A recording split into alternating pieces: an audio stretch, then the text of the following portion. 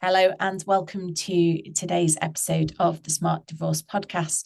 And I'm really delighted to be joined by Dr. Supriya McKenna. For those of you who haven't heard of this wonderful woman, she is the UK's best known voice in the field of narcissism and is a former GP. Her previous podcast episode with us has overtaken the episode that I did about finances in our chart, and she's now second in our top 10 of podcast episodes in terms of popularity. So this is certainly a subject that people want to hear about. Having co-authored the only book on narcissism for family law professionals, she's trained thousands of UK judges, lawyers, mediators, and social workers in narcissistic personality disorder. She also works directly with those who've fallen victim to narcissistic abuse in any area of their lives, which includes advising on strategy and communication. Supriya produces and hosts the top 5 podcast Narcissists in Divorce, the Narcissist Trap. So she's very good on podcasts. She knows exactly what she's doing. Her resources include her online courses that can be found on her websites, which we'll pop into the show notes for you.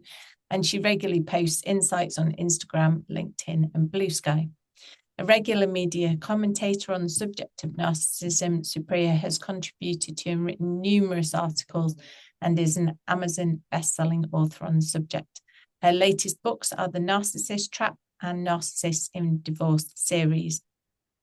The Co-Parenting Myth, How to Protect Your Children and Stamp Out Post-Separation Abuse is her latest book in the Narcissists in Divorce series, which was released last month.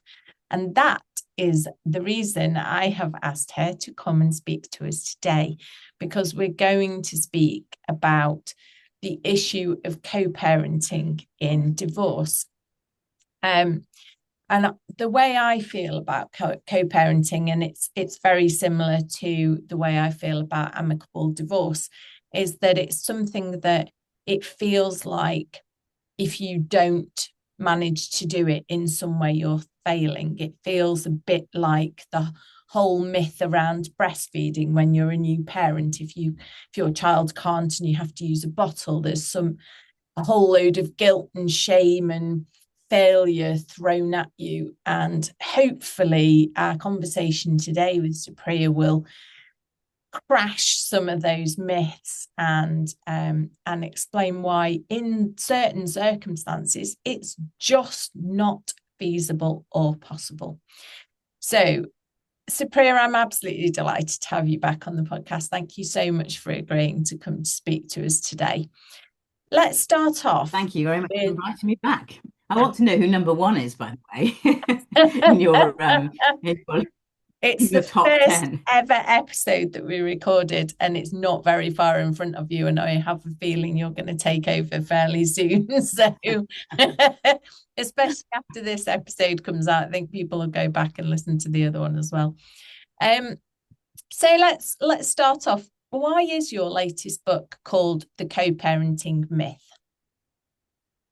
Well, I think you've basically alluded to that in your introduction, and yet you're absolutely right. I mean, we are expected and shamed actually for not being able to co-parent at times. And with a narcissist, it is impossible. You cannot co-parent with a narcissist. And more than that, it's not just that they won't cooperate, they actually counter-parent. So what that means is they do the exact opposite of what the other parent wants. And there's very good reasons why they do that. They actually use the children as weapons, as excuses, because they want to get narcissistic supply from their former partner, because their former partner was previously their most reliable source of narcissistic supply. And actually, we do talk about narcissistic supply on the previous podcast episode, but I think we might need to just quickly go through it again.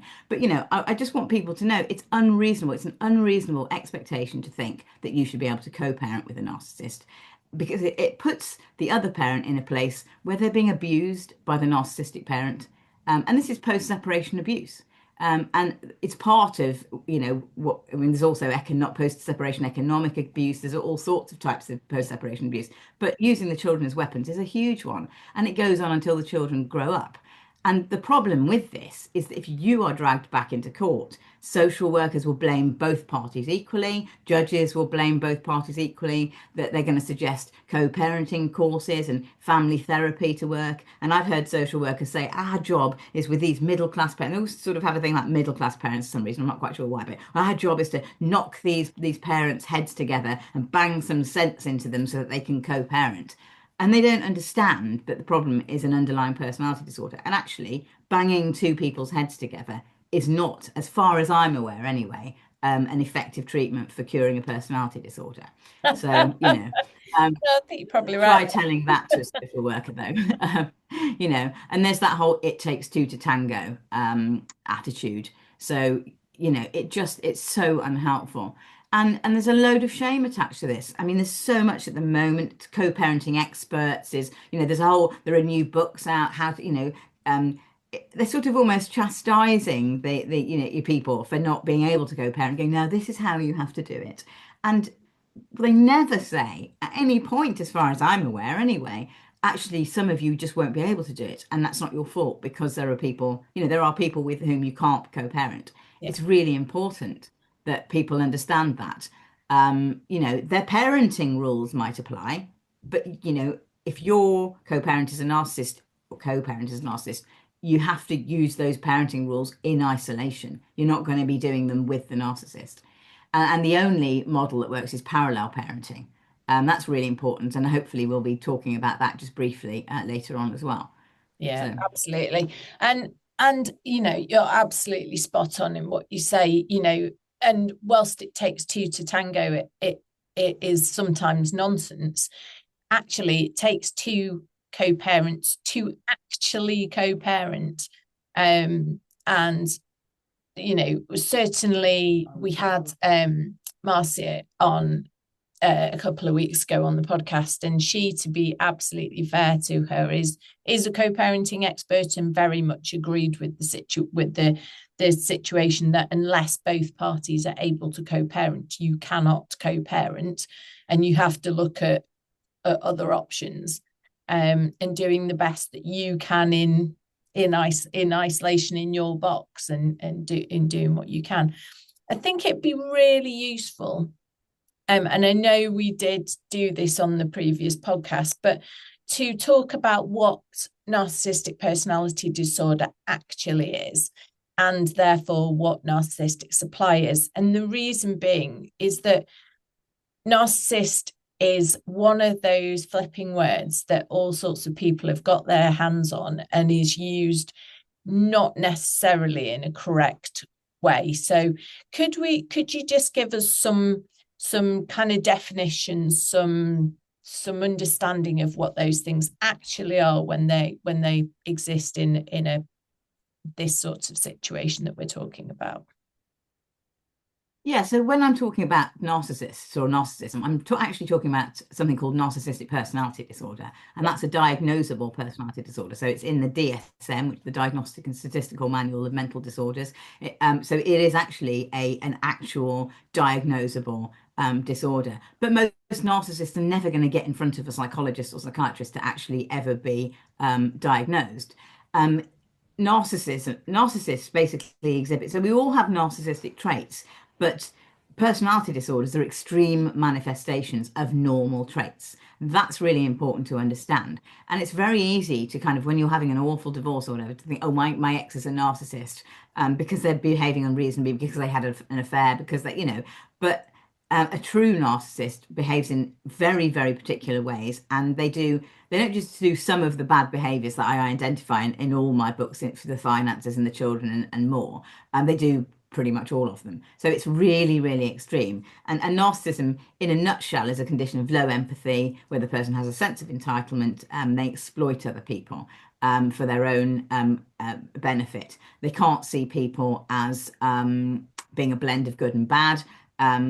So that's called a lack of whole object relation. So you'll notice that you've either been on a pedestal or just, in the mud, hero to zero, with your ex. So when you leave your ex, or when your relationship breaks down, you're all bad, basically. You're now seen as all bad. Whereas, when they're happy with you, you're all good. You're not a blend of good and bad traits. And so when you're all bad, of course, you deserve to be taken down. And narcissists also have a need to control and win, and because they need to feel powerful and special.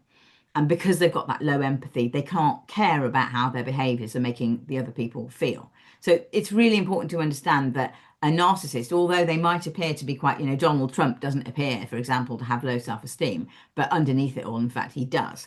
And so a narcissist underneath it all has low self-esteem. What they do is they build a false persona, which they put out to the outside world, which acts as a shield, and they can hide behind it. But that false persona only exists in the presence of external validation. So they need other people to believe in their false persona so that they can believe in it themselves. Because if they can believe in it themselves, they don't have to feel their true feelings of shame and worthlessness and inadequacy. So that's what I mean about it being a shield. But because it's only strong if other people believe in it, it crumbles basically if other people don't. So what they need is this thing called narcissistic supply to keep their false personas strong, to protect them from having to feel their true feelings. And they get this narcissistic supply from basically attention from other people, adoration, drama, conflict, and by instilling fear in others. And also, like I said, feeling in control, feeling and winning. Those things also give them narcissistic supply. And I always tell people that to think about narcissistic supply in a sort of metaphorical sense. So if you imagine that narcissistic supply is stored in a bucket with a hole in it, that narcissistic supply is constantly draining away. And loads of people are pouring narcissistic supply into that bucket. Everyone the narcissist knows. So the spouse will be pouring at the fastest rate, the biggest amounts. And if the spouse is the biggest watering can, the children, the family, all sorts of the work colleagues, the casual acquaintances, the friends, everybody's pouring in smaller amounts or bigger amounts, depending on who they are, at different rates. But basically, when the spouse goes, suddenly this big watering can that's pouring in supply at the fastest rate, and the most of it, you can imagine the levels in the bucket, they drop. And a narcissist needs to keep those levels above a certain level, in order for their shield to be whole and strong, so that they're false personas, so they can protect themselves. So what happens in divorce is they've lost their spouse and they're not getting the supply. The levels in the bucket drop, the false persona disintegrates. Suddenly they're feeling their shame, their worthlessness, their inadequacy. That's like an existential crisis to a narcissist. They can't bear it. So what they do is they react with rage. And that, of course, is a large part of why they're behaving in the way that they are in narcissism. Because, of course, if you react with rage, you're going to get attention from the people who are around. You're going to cause drama, conflict, and fear as well. Those things are sort of narcissistic supply. You're going to get loads of narcissistic supply, you're going to top your bucket right up again and feel better about yourself. So that's actually what it's all about. So they're using the children as tools, as excuses or reasons to actually get that supply from their ex. That's the whole point. If you're tied to a narcissist by children, they're just going to be used so that you can, so that they can get their supply. And they don't know this, of course. They don't know there's a bucket with a hole in it, obviously. They know what they're doing, but they don't know why. And of course, also, if their ex left them, which is usually the case, I have to say, they're also dealing with the injury of that and the abandonment and how that made them feel. And so they actively want to punish their ex for that. They're never going to get over it. Never going to get over the fact that you left them, and they're always going to be looking to find ways to punish their ex. So really that's what it's all about. That's why we have these issues. And from reading your books and speaking to you over the years, there's a very specific playbook that these people use. We know what they're going to do. We know how they're going to react to things. We know what to say to get them to behave in a certain way. Everything, and my clients who have been married to somebody with narcissistic personality disorder have although undiagnosed, obviously, or have seen, I've said you need to read Supriya's book. They've gone to the book and they've gone, I had no idea that this was a thing, that everything that she says in her book happens over and over in my relationship. I can see, every word of what she said plays out. And this is so this playbook means that we then know how we can expect that parent, I'm not going to call them a co-parent, to behave when they're parenting with a narcissist. So what things can we expect? Yeah, so their behaviours are going to be abusive, because they ramp up their abuse actually in divorce and separation and post-separation. Yeah. So that's the first thing. We're talking about abuse, and I divide this into emotional abuse, financial abuse, and legal abuse. And that's in the context of trying to bring up the children. They're going to be using the children as weapons of those three types of abuse. So, say on the emotional abuse front, they're going to try constantly they're going to use the children essentially as excuses to have contact with their ex, because they need that narcissistic supply from their ex, their most reliable source that they know they can trigger into giving them supply by reacting in all sorts of ways. So they need to try and see their ex as much as possible. So they'll do things like they'll turn up to school events when they never bothered before if their ex is there, and they'll turn up to parents' evenings, for example, if they never bothered before, or they'll suddenly want joint children's birthday parties. Fifi says that she wants us both to be at her birthday party. Really, the narcissist wants to it's this massive way to get supply from everybody, but also seeing the ex-spouse and being able to get supply from the ex-spouse, making the ex-spouse feel really uncomfortable. Suddenly, hospital appointments, for example, and GP appointments, they'll want to be at every single one. They might turn up to school runs. I had one. He would turn up to school. So if the mother, in this case, the narcissist was the father.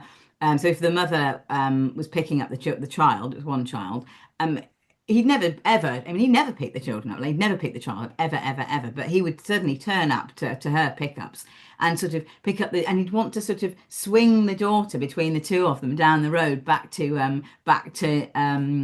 mother's car. It was just, and of course everybody looking on is thinking, oh, that's lovely, isn't it? Because he really cares, and now they're separate, he just wants to make sure that everybody, that they're still friends and they can still. And it was awful for her, awful.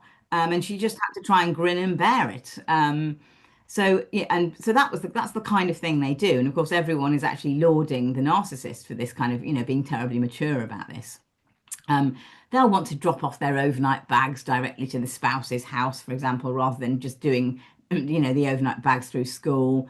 They'll want to have mediation about every issue to do with the children that aren't issues, just to get them in a room, so they've got their ex in a room, and then they can triangulate them with the mediator, and that's great way to feel special and superior and see their ex break down, or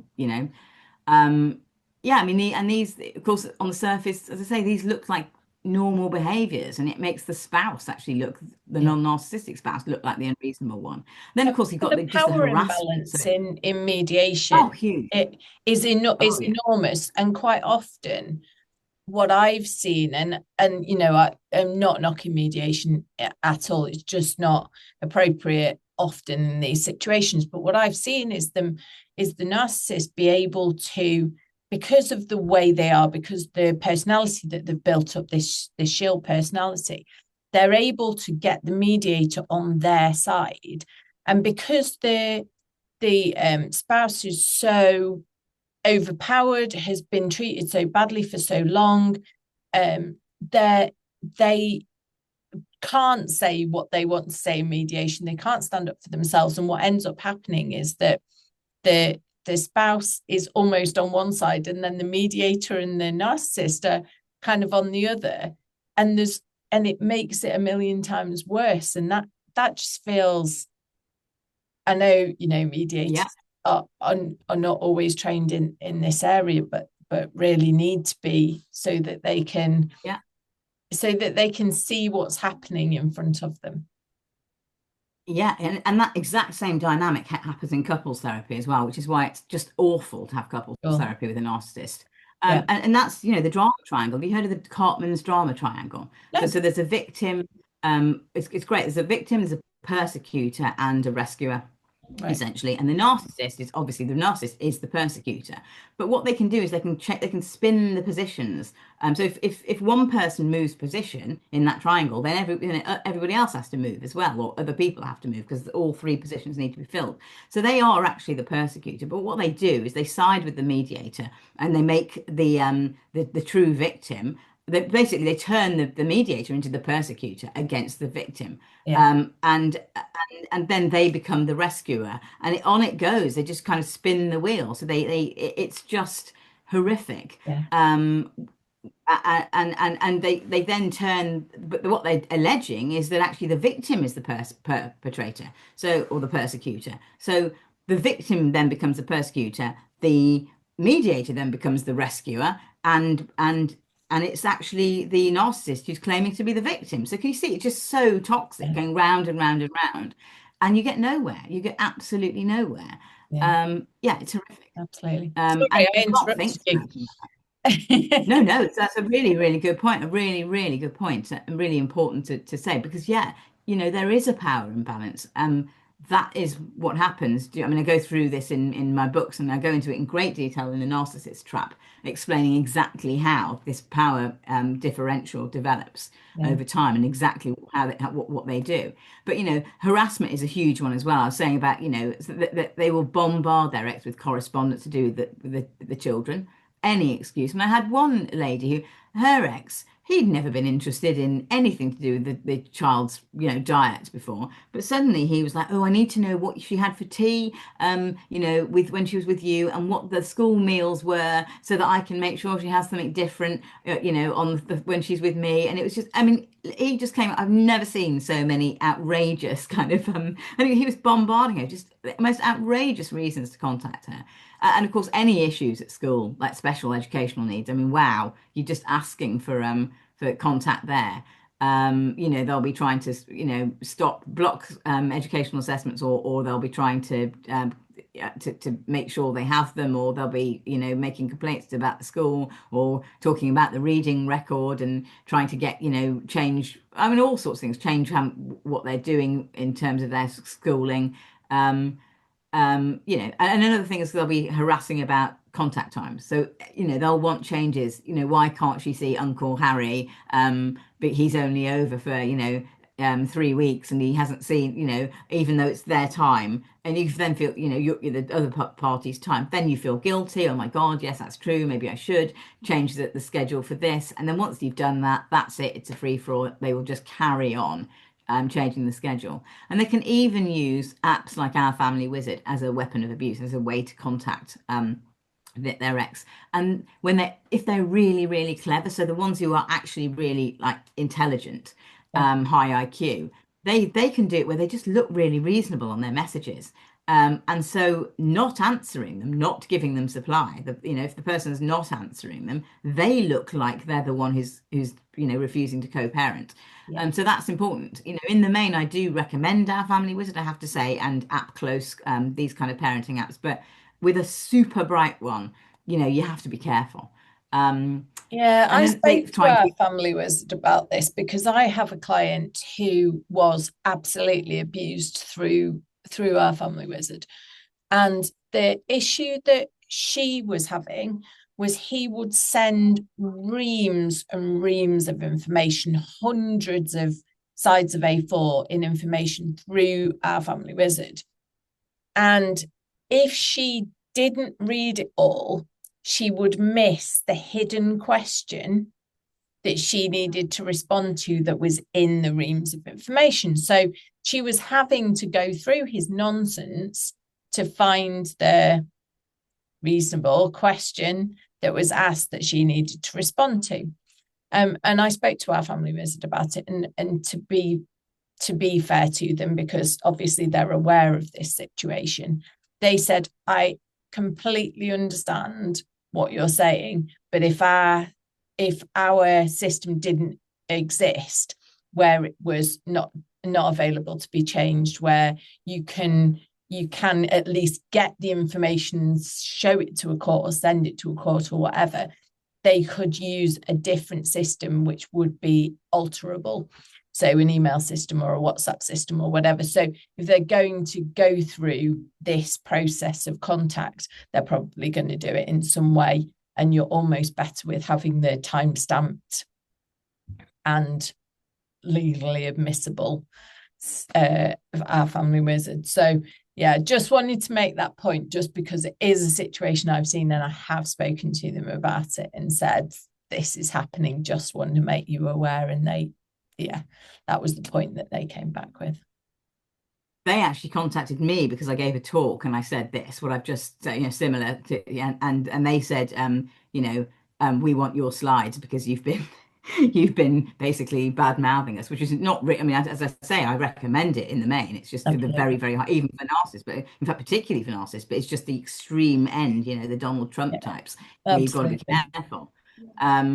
But I sent a couple of people to them because to tell them what issues they were having as a result of that. So at least we had a conversation about it, and I was able to sort of send a couple of people to them so that they could explain, the problems. Yeah. But it's very hard. What can you do? And there's not a lot you can do about that. So I think if they're really, really clever, probably best not to go on there because they're going to try and use it against you. It's really difficult. But in the main, most narcissists can be held accountable, I would say, on our family wizard. So it's a good thing. So I mean, another thing that they do using the children is they can control. They can use them to exert control. So of course they can badmouth the other parent to the children, and they do that all the time. Name calling, ridiculing them, claiming that they've taken all the money. I mean, all of that's bog standard behavior. And people have on their parenting plans, we agree not to denigrate each other in front of the children. Wow, you might just get rid of that clause because they are going to denigrate you. I mean, they just are. And that can go as far as parental alienation, where the child actually believes it and then starts not wanting to see the other parent. And that happens all the time.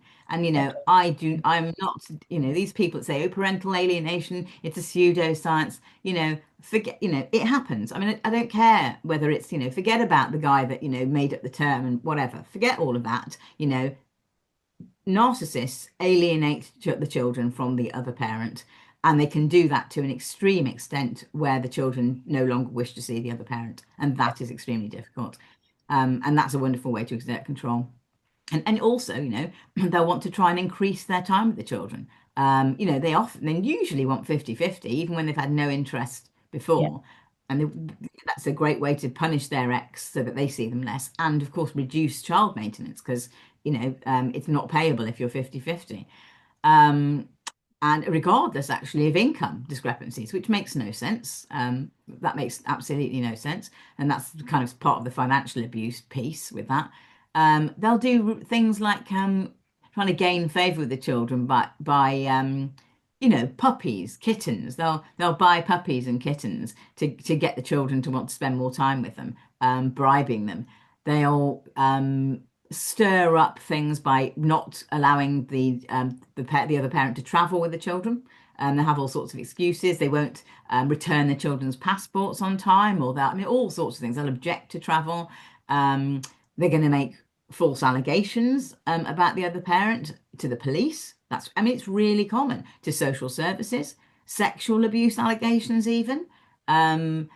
They triangulate, as I've said before, but they do this in a horrific way long term. They'll copy social services and the headmistress of the school, the police, the judge, you name it, everyone that's involved in the case.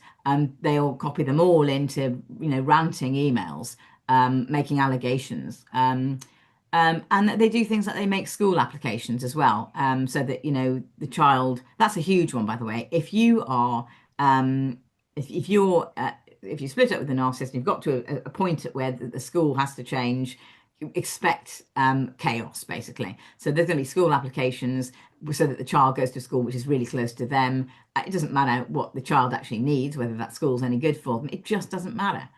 And I've already mentioned this the schedule briefly, but they try and put events in with the children on your time, or extracurricular activities on your time. So you've got to go to judo with Felix, even though all of a sudden, and probably pay for half of it.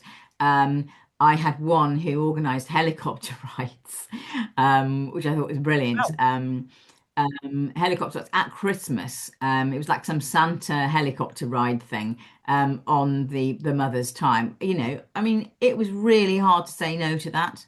Really hard. The children were dying to go. They were only little, but she did actually say no. She managed because it was on her time, feeling terrible about it, and she stood her ground.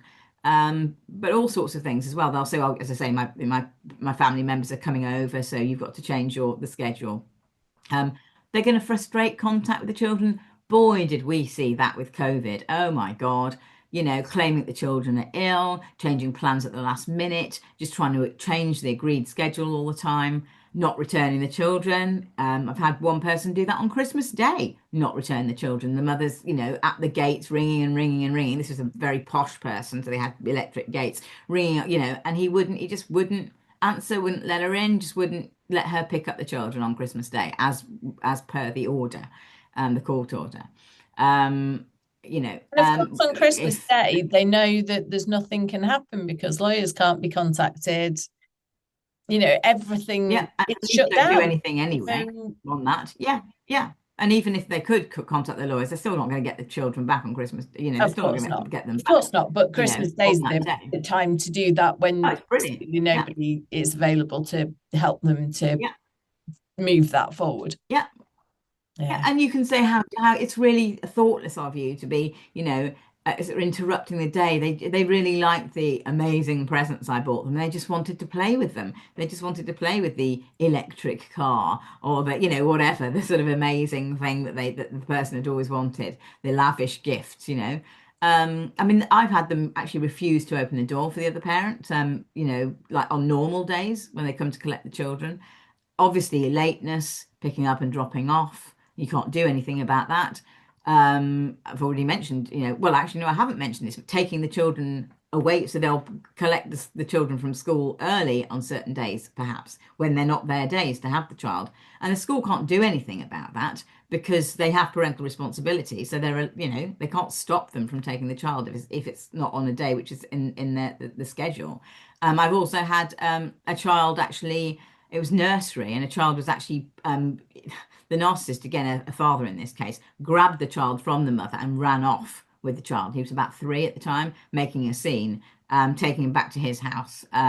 Even though there was a non-molestation order in place with a power of arrest on it, the police said they couldn't do anything about it because it was to do with child arrangements.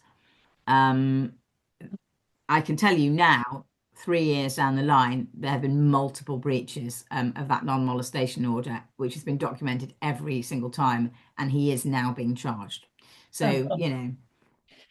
that is important Yeah, to know that you've just got to keep keep on the fighting. ball with it. Yeah. Yep, keep fighting, I'm afraid. Yes, it's going to give them narcissistic supply, but keep fighting, because you have to pick your battles here. Yeah. And another one that I had, it was the same guy actually. He'd turn up to the mother's house and call the child through the letterbox on times which we went, oh, come and see me, daddy misses you. Oh, please come and see me. I mean, oh, horrific. Um, Um, so yeah, and then of course there's so that's all emotional abuse. There's more. I mean, I go through it all in detail in the book, obviously, but financial abuse. The children are great weapons of financial abuse. They can stop paying for their education, for their extracurricular activities. They can refuse to contribute to school trips, the dentist, tuition, extra tuition, musical instruments, learning disability assessments, that's another huge one. I mean, they can take money directly from the child. I had a narcissist um, accuse the child of breaking something minor, in the house, and saying, "You will need to bring me your piggy bank, so that I can take the money from it next time you come here." And he wrote a message to the mother saying the same thing. And that the money in that piggy bank was money that he was getting from his maternal family. So it was just, Wow. gifts every time the grandparents or uncles and aunts. So it really, he was trying to take that. Unbelievable. Of course, they refuse to contribute to university costs. They will do things like destroy school uniform or refuse to return it. They'll say, it's disgusting. Those shoes are a disgrace. How could you put Felix in these shoes to go to school? I've put them in the bin, and he's going to come home in slippers or without shoes, and need to get some new shoes for him. Literally, his school shoes have gone, or the jumpers we had, how awful to send him into school with frayed sleeves on his jumpers. They weren't frayed, they were brand new. She could prove it. Stuck in the bin, not replaced. She had to buy them again. Same thing with toys. They might take toys over. So again, there's this thing. We agree that toys can move freely between the homes. Okay, on your parenting plan, not a great idea. I mean, I think the teddy bear, they sleep with, but otherwise, not everything else. They're going to have to duplicate that stuff. They'll do things like they'll make sure the child, if they're on holiday with the child, they'll make sure the child loses things, doesn't pack clothes, expensive things, trainers, I've had iPads lost on holiday, chargers for laptops, all sorts of things, and they've just pitched up without this stuff. And the non-narcissistic parent has just had to they've refused to reimburse them, so they've just had to just stump up the new stuff. And of course, I've already mentioned that the school issue, but it's huge and a weapon of financial abuse as well. So I've had people apply without telling the other parent for the child to go to private school, boarding school, theatre school, even though the child wasn't particularly theatrical. And boarding school and theatre school, of course, that's boarding, so that they're not even at home. It reduces their time with the other parent to punish the other parent, and they've tried to get the other parent to pay half or for all of it if the other parent has more money. And it's standard for them to take the child to see a new school, the boarding school with the 200 acres and the equestrian facilities, when they're at a normal state school. And of course they're going to go, oh my God, yeah, I really do want to go to this school. And then they try and get the other parent to pay half or whatever. It's just awful. And they'll enlist the children to take things from your house as well. So why can't I? That Hoover is mine. They'll just, I mean, I don't know, whatever, the bread maker's mine, bring it, you need to bring that with you when you come back from mummy's, or daddy's. So that kind of thing. And it is abusive. I mean, there's just no two ways about it. And then the worst thing of all, almost though, is legal abuse, because you think that the legal system is there to protect you, and that the legal system will develop, will give you justice and fairness and deliver retribution. It does none of those things. And I'm really sorry, but the family justice system, that is a misnomer. It's an oxymoron. It literally makes no sense. Family justice system. That word justice should not be in there, because I rarely see justice, I have to tell you. And of course, I only deal with narcissists, so I have a very skewed view. So perhaps there's justice in other areas. But it's this type of situation where the legal system actually is needed the most, and yet it's not fit for purpose. And that really annoys me. And you can see why I'm not a big favorite with many lawyers because of this view. But I need to warn people, because they go into this thinking that they're going to be saved, and that everything's going to be okay because they're lawyers, and the judges are going to do the right thing. So they're going to be dragged in. I've already said they're going to be dragged into mediation repeatedly, but that's going to be a thing. And because now the expectation is that you have to try out of court dispute resolution methods before going into the court system, they can use that against, well, we offered mediation, we offered arbitration, but she said no, or he said no. It's not going to work. It's going to be toxic, and it's just another way of A, drawing you back into spending money, and B, legally abusing you. So it's financial abuse, legal abuse, and emotional abuse in one hit there. Yeah, I've seen it used to create delays and more financial spending as well. So oh yes, absolutely, we should go to mediation. We should use an out of court dispute resolution. And please don't get me wrong, that I am all for non-court dispute resolution for the right people, which is lots of people. But where It's there is most people, Tamsin. It's yeah, most absolutely. people. Where there is a narcissist, they're just using it to cause delays, to create narcissistic supply, and to get their spouse to spend more money. And it's Yeah. unbelievable how long it can go on and on and on and on.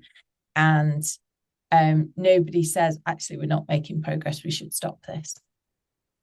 Yeah, I mean, it's just appalling because, the court take all their court applications seriously. I've had, so that there's different types of the prohibitive steps orders, where I had one where, they can make false allegations, for example, about your family members to try to stop the children from seeing them. And a classic one that I had was racism. They said, oh, the grandfather's racist, because he voted for Brexit. That was not the grounds upon which this was a mixed race child. And this was heard by the court. And this poor grandfather's dragged into court for that. I mean, it's just awful. They can try to stop them from receiving treatment. And I keep mentioning special educational needs, but this is a huge one. So ADHD medication, they will try to stop that or not allow it from even starting, or not allow assessment. So they can make these prohibitive steps or to stop these things from happening. They won't give permission for vaccinations, for example, as well, because they're very often conspiracy theorists. Specific issue applications. So I've already mentioned the school things. Well, they'll make applications saying, well, so and so needs to go to this school, and I'm making an application to the court because my ex won't agree.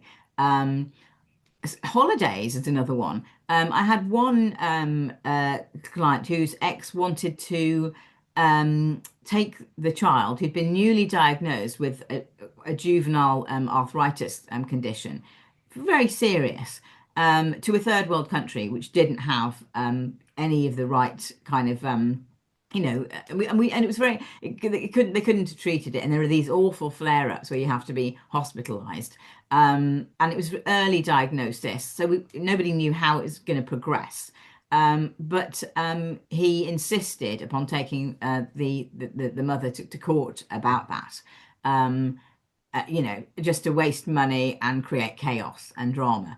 And, if you go on holiday as well, you can, I mean, they might even make a child abduction claim, against you if you go abroad to a Hague Convention country.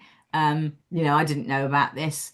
This is abduction. They need to be returned immediately. And of course, all the false allegations they can make through the court against you. So through the C1A form, physical abuse, sexual abuse, emotional abuse, psychological abuse, just all of them, and abuse towards the children as well, they can allege. So there's all of those. They're just vexatious. And then, of course, they can keep taking you back to court with the child arrangements as well. So to have child arrangement orders varied, changed. And I mean, I've had people who've had, I don't know, I've got one client at the moment, and I know she's at the 16th hearing. We finally got to the final set of proceedings now, but again, it's been a 3-year nightmare, and they are applying for a barring order. So a barring order. So this is important to know, that barring orders can be made if you apply for them to stop the other party, but usually both parties are barred from making any application to the family court for whatever 2 or 3 years, whatever it is. But they can still make applications, but they need the court to give them permission first before they make these applications. And I once had, this is a 6-year post-divorce, maybe 7 years actually, post-divorce. So the divorce was made final 7 years ago. The narcissistic wife, ex-wife in this case, kept taking the narcissist back to court. And so a barring order was made. Yippee, everyone celebrated, clinking of champagne glasses. Then she appealed the barring order. So she took him to a court to appeal the barring order. That was heard. The court went, oh, okay, we better listen to this then. So they allowed another hearing to appeal the barring order. That was overthrown. Everybody went, yay, woo, brilliant. So she went to the High Court to appeal the barring order again, to appeal the appeal. Again, they went to the High Court. Can you imagine how much this is costing the non-narcissistic partner, the husband? Just a nightmare, a nightmare. And he didn't get costs back, by the way. They should have said, no, here you go. This is ridiculous. You should get some cost. He didn't. But again, then they had a whole hearing, and the High Court then again dismissed her appeal, and the barring order stood. So then she made an application to the Supreme Court. And at Supreme Court level, they went, no, we're not going to hear this.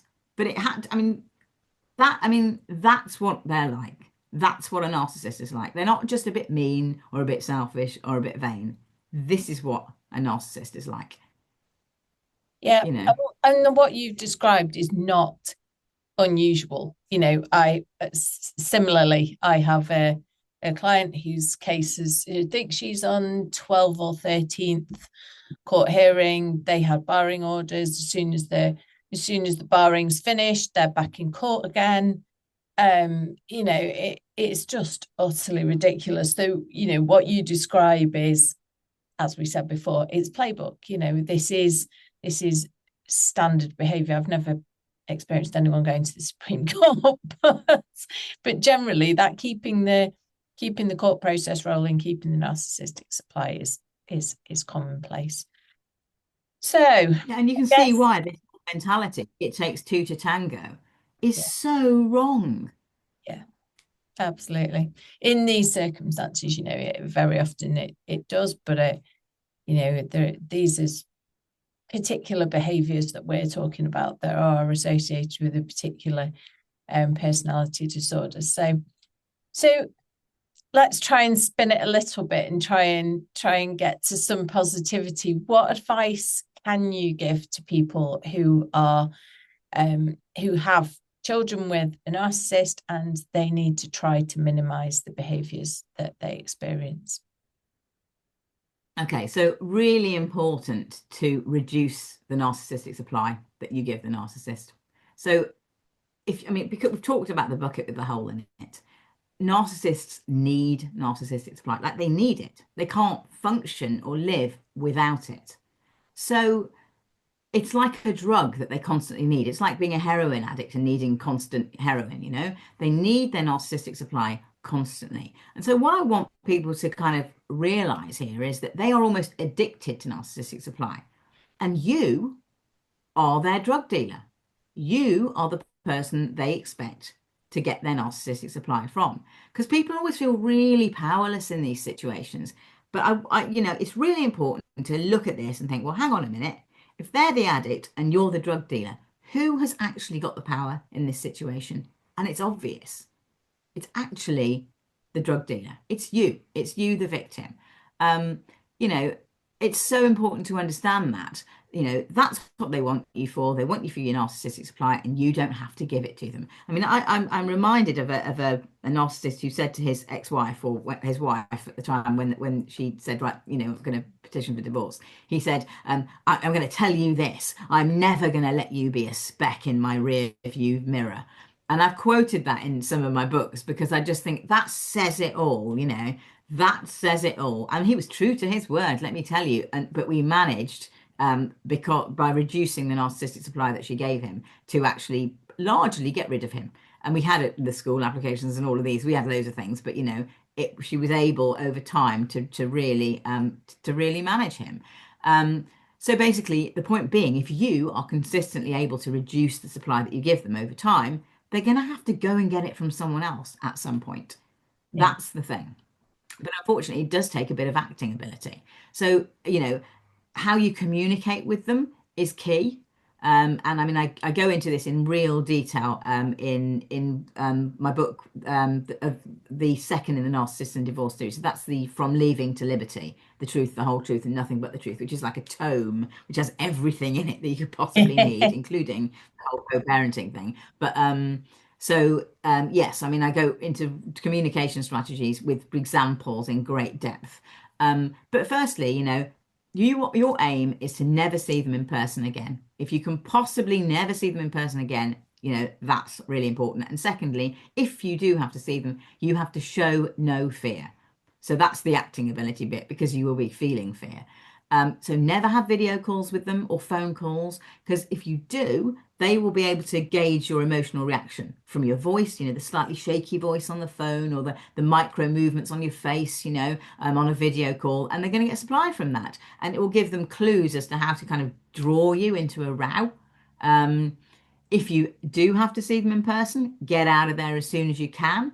Again, if you do have to see them in person, like I don't know, whatever, at a school thing, or concert or play or whatever, use the grey rock technique. I've got a podcast episode on that, so that might be worth listening to. It's Narcissists in Divorce, the Narcissist Trap is the podcast, but and again, I go into it in the books as well. But the grey rock technique, amazing. The grey rock technique. I mean, it sounds nuts, but it's amazing. Basically, just in a nutshell, you don't make eye contact with them when you talk to them. You use the fewest words you can. You have absolutely no expression on your face. I always say you need to turn into Mr. Spock from Star Trek, he was half Vulcan, completely wooden. Everybody said he was a terrible actor, but he's probably a really good actor, but acting wooden. But I don't know. So no expression at all. Show no fear. No raised eyebrows. No, nothing. Just nothing. And get out of there as quickly as possible. And of course, you then haven't given them any supply. Use only one platform to communicate with them on. I would say email if you can't. Our Family Wizard, if they're kind of not massively high spectrum, but email is good. But they can alter emails. It's very easy to do. I had a case where basically all they did was they would respond to the email that the non-narcissistic person had sent, but then you can just edit that reply, the email that's not on your response, so it looks like the chain. You can just edit the chain. So that's what they were providing to the court. And thankfully, it was a male narcissist in this instance, but the female, the mother, the non-narcissistic person, had been screenshotting the emails.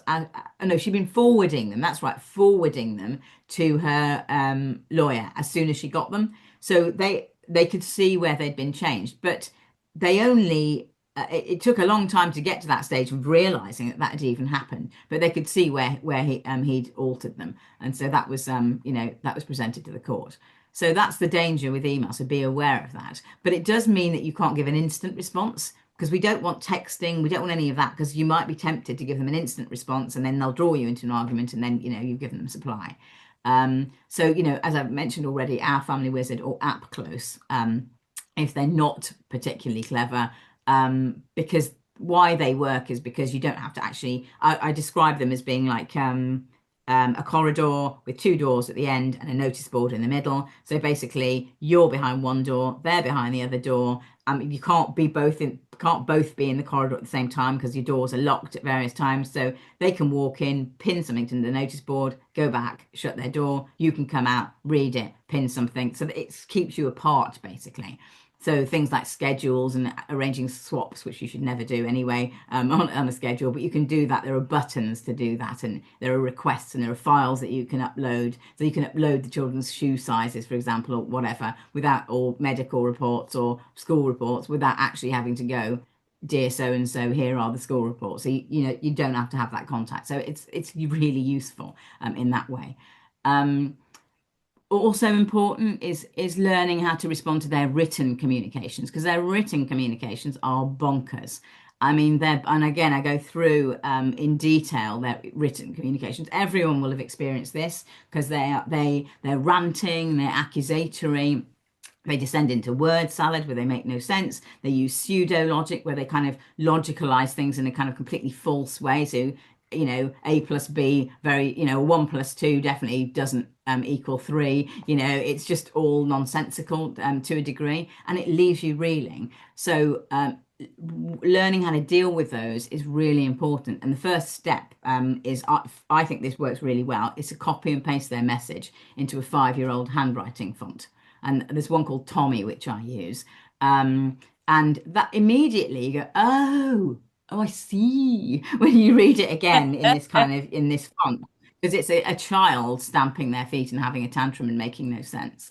And so those ranting accusatory threats, that you're getting make much more sense in the context of that. And only respond to what you absolutely need to.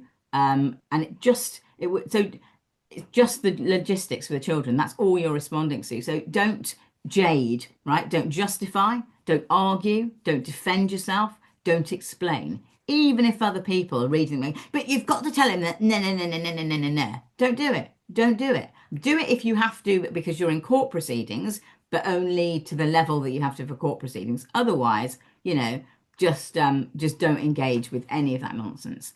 And you can, if you can find something to agree with, then do. So we are agreed that the children deserve better, or the children deserve, we are agreed that the children are great, or whatever it is that the narcissist has put in their email. If you can find something to agree with, no matter how banal and meaningless it is, then agree. And use collaborative pronouns as well, because that can kind of sometimes, with the lower spectrum narcissist, that can kind of just smooth things over a bit. So use we and us, we are agreed that pickup will be at 4, that kind of thing. Use the fewest number of words. A lot of people have heard of the BIF technique, brief, informative, firm, and friendly. Take that friendly out, throw that in the bin. Don't be unfriendly, but with a narcissist, you don't need to be friendly unless you're in court proceedings. And then you might want to just warm up the tone of, I'm not saying be unfriendly, I'm saying just be very matter of fact. You don't need to go, hi, how are you? Thank you for your email, smiley face, none of that. And if you're in court proceedings though, and these communications are going to be shown, just warm up the tone slightly. You might want to put a smiley face emoji or, whatever. Just be a bit more, a bit warmer. But yeah, that's important. It's really important. And before you send anything, you might want to get a friend to check it, and or you might want to wait a few hours before you send it, and make sure you take out any heat from your communications, any anger, any fear, any outrage. A great tip, actually, that people are doing now is they're putting their messages through into AI, into ChatGPT, and saying, "Could you make this a grey rock?" And so that's quite useful as well. So, I recommend doing that. When you are responding, make absolutely sure you use no emotions. I wish that lawyers would do this as well, actually, in their responses to the other side, because they do things like, my client is outraged that blah, blah, blah. My client is saddened that your client is blah, blah, blah. My client is disappointed that blah, blah, blah. That's an emotion. That's giving the narcissist narcissistic supply. You put that in a message, even my client is disappointed. And that means that they're going to go, oh, good, right, that's what I was aiming for. I'll do some more of that then. That is not, the way to respond to a narcissist. So remove all emotions from it. And yeah, it would be great if lawyers understood that as well. And the other thing is, it's really easy when you get because they will send you the occasional reasonable sounding message, and you will think, oh, maybe they've, got over this, nightmare of being, not wanting to co-parent, or they might appeal to your empathy. That's the other way they'll draw you in. They just want to draw you in, get your attention, and then they'll start, basically. It will all degenerate very quickly into a horrible mess, And if you're writing, when you're writing back, remember, you're writing for a judge. You are writing for a judge. So whatever you do, make sure that your communications don't make you look bad in court. That's so important. So important, because they will, even if you don't end up in court, and you probably will, to be honest, if you're dealing with a narcissist, but if you don't, you just need, always behave as if you think you're going to end up in court. And the other thing is, pick your battles. They want a reaction from you. And unfortunately, you will have to accept some very unfair behaviors from them. But you just have to look at what actually matters. And don't let well-meaning friends and family members, change your view on that, because they are unlikely to understand narcissism to the degree that you do. So remember this. This is a great metaphor from Dr. Ramani. Are you familiar with Dr. Ramani? Yeah. She's in the US. She's a Brit. She's got she's great. Millions of YouTube videos. Amazing. So I always refer people to those. So she describes it as them wanting it being like a tennis match and then wanting a volley, basically. and you've got to stop that volley. So she said, put down your racket and walk off the court. And I would further add to that and then brick up the entrance to the to the tennis court. You've just got to get out of there and not go back, basically. Because if you are drawn into a battle, you've basically gone back to square one. So you've given them that supply. So really, those are my tips for communication. And of course, parallel parenting. It's really important to understand that the only parenting model that works with a narcissist is parallel parenting. And I go into that in detail in the co-parenting myth in that book. Yeah, absolutely. So, we've given some tips, we've had some ideas, we've got some advice, we know what to expect now. And I think perhaps you've covered this a little, but how effective is the family court in dealing with these cases? I'm getting the feeling from what you've said previously that the answer is probably not very. We talked about family justice not really being justice in these circumstances. But have you got anything that you want to add on that? Yeah, I mean, it's not effective. You'll be roped into proceedings for years. You'll be up on the witness stand treated like you're some kind of criminal when all you're trying to do is the best for your children. Your parenting will be called into question by social workers. It's a very abusive system when because it becomes a weapon of the narcissist abuse, basically. So it's not effective at dealing with cases like this. But 3 years on, eventually, often we do see some justice, but by that time, the person can be broken. All of this takes its toll, and you haven't been a great parent in the meantime. You haven't been able to because you're, terrified, and you've probably got complex PTSD as a result of the 3 years you spent, in proceedings.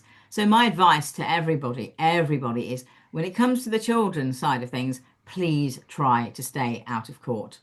Please try to stay out of court. Don't rush into court proceedings thinking that the court's going to see who the problem is and deliver an outcome which protects the children. Because as I've said before, it's not fit for purpose.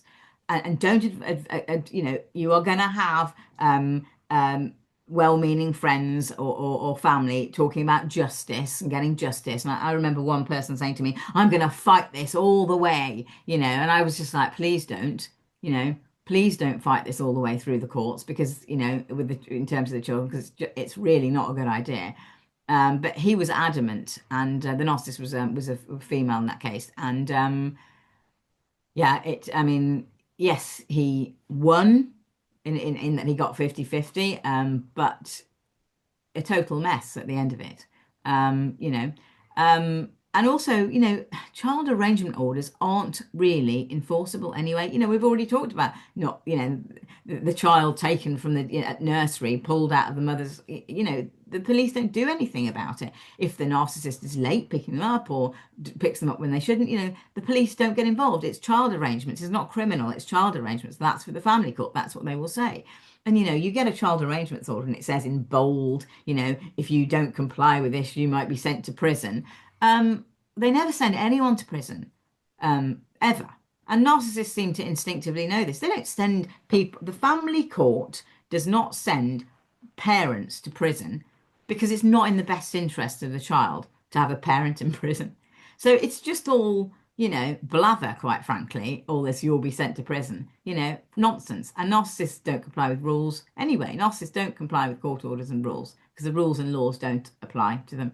So, that's a really important thing to do. So before just jumping in and thinking, oh my God, this is a nightmare, I'm going to go to court about the children, try the methods that I've sort of briefly gone into just now, like about reducing supply and communication tactics and parallel parenting. Try that first, because if you go to court, there is a presumption of contact.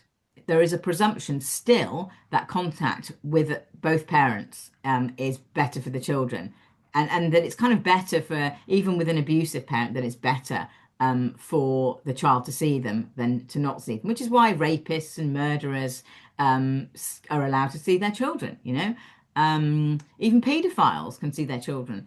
Convicted paedophiles now, I think, have their parental responsibility removed from them automatically, but they can apply to have it brought back. So, it's really not good at all. Um, you know, so that the harm report, which was done in 2020, showed basically the deficiencies of the family justice system when it comes to abusive relationships and child arrangements, and talked about this presumption of contact being better than not having contact. And really very little has been done since that came out to change things. So the social workers, judges, they still, go along with contact being better and it being harmful to not have contact with an abusive parent. When in fact it's harmful to have contact with an abusive parent. But if the powers that be don't know that, you're in trouble. And also, I have to say, there's been a massive study from the US, and it looks like it's similar here, but we don't have lots of data yet. But basically, you're the mother and you make allegations of abuse against the father, particularly of sexual abuse towards the children. You're at risk of the father defending himself by alleging that you are engaging in parental alienation. So you're alienating the children. And it's quite likely that he'll be believed. And I'm afraid we often have cases where they apply to have transfer of residence to the care of that father. And it is gender biased, by the way. So I mean, in this case, it is when a father goes in and says she's alienating me from the children. There's a study on this. It's by Meyer, Meier, in America, long-term retrospective over 10 years. They looked at the data, and there was I think 50% more. I can't remember the actual figures, but there was a massive risk, huge, that you would, if you were the mother, you would lose custody, as they call it in America, of the children, with the children being transferred into his care, even in cases where it's been shown that he was abusive. But having said that, it also, in many cases, false allegations against men are believed. And I mean, that is a huge thing. I see so many men, probably 30% of my clients are men, maybe even 40% now. I don't go with this thing that is so completely black and white, that's out there, that all men are the abusers and all women are the victims. I'm sorry, but when it comes to narcissism, that is wrong. And that really bothers me, because we've got a lot of high profile people alleging that, and it's just totally harmful. And actually, the court badly lets down parents in this regard. And I have to say, so I was contacted a few years ago by a client, and I just had a one-off session with this client, and he wanted to know if his wife was a narcissist, and told, I got loads of it. He provided me with loads of evidence and the behaviours. He'd been weaponising the family court massively against him. And I was contacted by his family early this year. He died by suicide. And his note, he'd carefully thought about this, and everything was in the note that he left. All of the family court and police issues that had just, she'd been believed, he hadn't. She'd alleged that he was the abuser. I mean, he just was not, just no way. And of course, he wouldn't have killed himself, would he, if he was, for starters. But just a dreadful situation. So I wish that people would understand just how serious this is. If suicide, because a narcissist wants to annihilate you. They want to annihilate you emotionally, physically, spiritually, financially, on every level. And sometimes they succeed, and the court and the police enable that. So, but with all of this, so try and stay out of court. But so often you're just dragged into court, and there's nothing you can do about it. And I'm sure you've seen that over and over again, where the person does not want to go to court. Yep. Yeah. So what can you do then?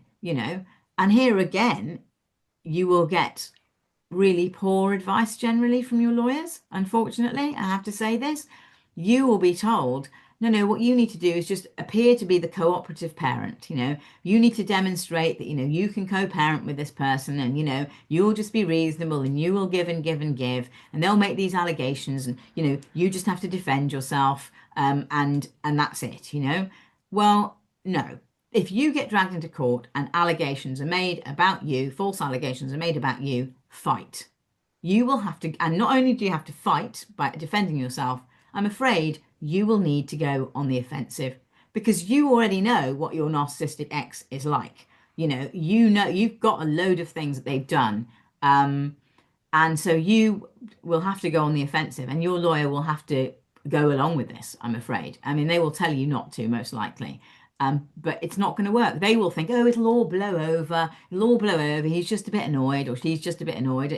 Once they calm down, it'll all blow over. It doesn't blow over with a narcissist. I mean, that's the important thing. And if you don't stand up to them early in the process, they're just going to continue to litigate. I mean, you mentioned, 13 or 12 court hearings for your client, and 16 I got, they'll just continue to litigate. They need to be told.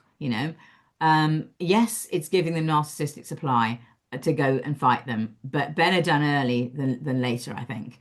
And also, if you're going to do that, you have to realize, and you will be in a right state. And so you will think, well, my lawyers will be able to build a case for me and gather evidence because I'm spending £450 per hour plus the VAT, or whatever it is, more in many cases on that. So that's what they do.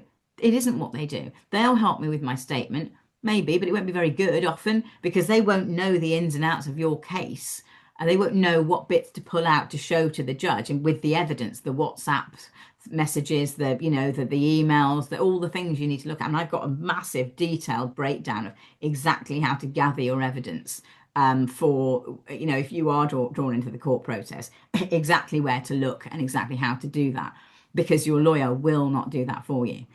So you have to do that. And also, I think I have to mention, it's really important to not withhold the children's contact with a narcissistic parent unless you have got a very provable, very good reason to do so, such as physical or sexual abuse, bruises, actual. It has to be really, really obvious. Otherwise, of course, you can be accused of alienation, and lose the children.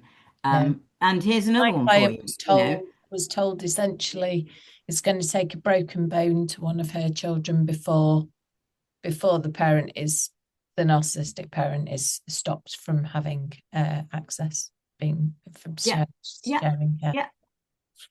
Awful. And you have to throw your child into the lion's den.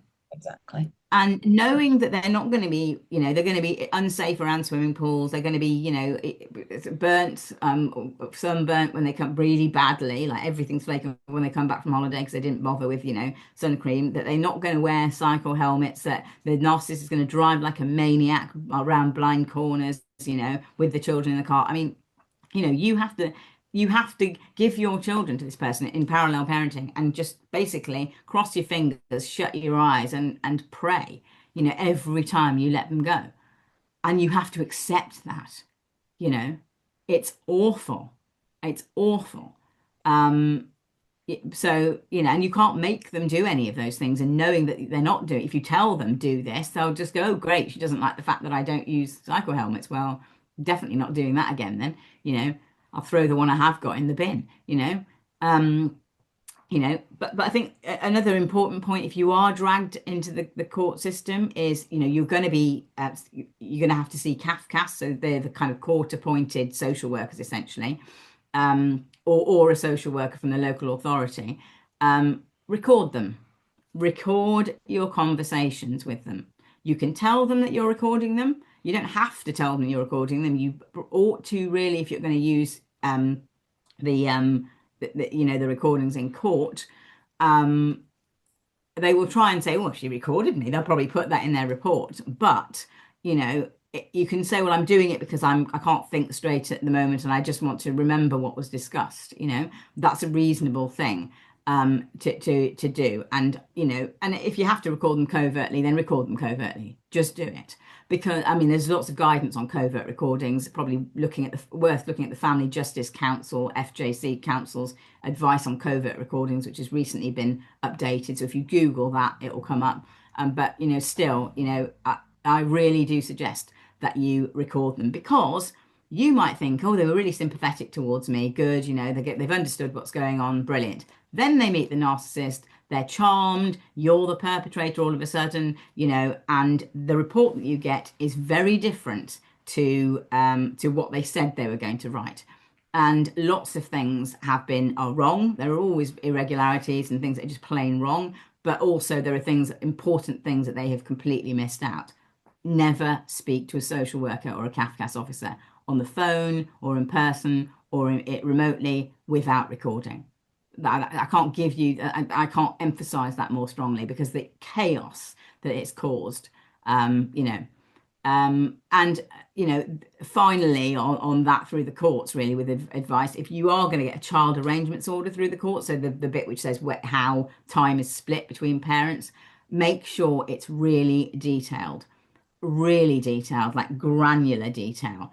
Over detailed, people might think, but any loopholes will be exploited by the narcissist. And I give an example plan in my book. So there's a plan in the Co-Parenting Myth, and also the book, From Leaving to Liberty, The Truth, the Whole Truth, and Nothing But the Truth. It's the same plan, basically, and you'll see just how I just close down all the loopholes so that everything is detailed, because that's what you need. Otherwise, I'll just mess around. I mean, they might not stick to it. They might stick to it to start with and then muck around with it. But at least you've got it so that you'll get some respite from their behaviours. You'll get probably a year of respite, possibly longer, if depending on where they are on the spectrum of narcissism. How badly narcissistic they are.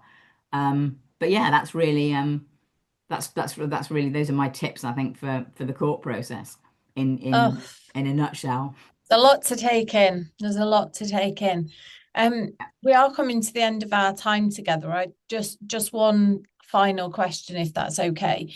Can you just explain a little bit? You've mentioned your clients. Can you just explain briefly what you do, how you work with people, and what that process entails?